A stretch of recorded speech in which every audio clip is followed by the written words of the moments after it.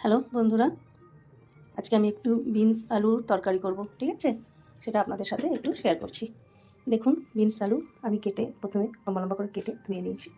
সাথে আছে একটু টমেটো, আর থাকছে একটু হলুদ, একটু লাল গুঁড়ো মশলা, চিনি, নুন, তেজপাতা, কাঁচা লঙ্কা, আর থাকছে ফোড়নের জন্য সর্ষে আর গোটা জিরে, আর থাকছে একটু আদা বাটা।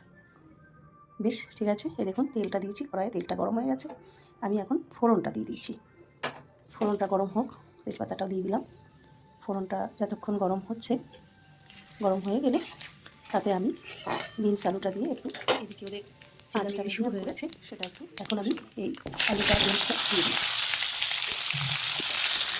এটা এখন হালকা অনেকটা কালারটা চেঞ্জ হয়ে গেছে। তো এই মুহূর্তে আমি দিয়ে দিচ্ছি টমেটোটা দিয়ে দিলাম, আর দিয়ে দিলাম কাঁচা লঙ্কাটা। সেটাকে একটু নেড়ে চেড়ে দিয়ে এরপরে আমি মশলাগুলো দিয়ে দেবো। মশলাগুলো দিয়েও সেটাকে ভালো করে একটু কষিয়ে দেবো। তাতে আমার আলুটাও সেদ্ধ হয়ে যাবে, মশলাটাও ভালোভাবে কষানো হয়ে যাবে। ঠিক আছে, আমি সমস্ত মশলাই একসাথে দিয়ে দিলাম, আর দিয়ে দিলাম সঙ্গে আদা বাটা। যেহেতু এটা নিরামিষ, আদা বাটাটা একটু বেশি করে দিলাম। ঠিক আছে, সেটা ততক্ষণে আমি ঢাকা দিয়ে ভালো করে একটু কষিয়ে নিই। তারপরে এতে একটু সামান্য করে জল দেবো। অনেকটা হয়ে গেছে না, কালারটা ভারী সুন্দর এসেছে, অনেকখানি তরকারিটা হয়ে এসেছে। এবার আমি একটু সামান্য জল দেবো। জলটা শুকিয়ে এলে তখন একটু কসুরি মেথি পাতা দিয়ে দেবো। ধনে পাতা দিলেও হবে, কিন্তু আমার ঘরে আবার সবাই ধনে পাতাটা খেতে পারে না, সেই জন্য আমি একটু কসুরি মেথি। ঠিক আছে, তাহলে আমি এখন একটু জলটা দিয়ে দিই। যদি বাড়াও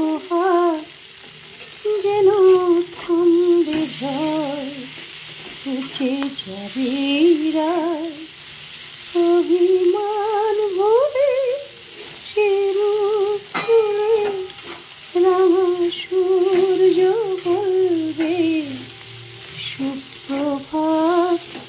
যদি এই অবস্থায় আমি এখন জলটা দিয়ে দিই। কালারটা কিন্তু বেশ সুন্দর এসেছে, বলো? ঠিক আছে, এটা এখন একটু ফুটে এসেছে। তারপরে আমি এবার আমি ওপর থেকে কসুরি মেথি পাতাটা দিয়ে দিলাম। ঠিক আছে, হয়ে গেল তরকারিটা আজকের মতন। এটা গরম গরম রুটি পরোটা। আজ তাহলে রাখি, টাটা, আবার দেখা হবে।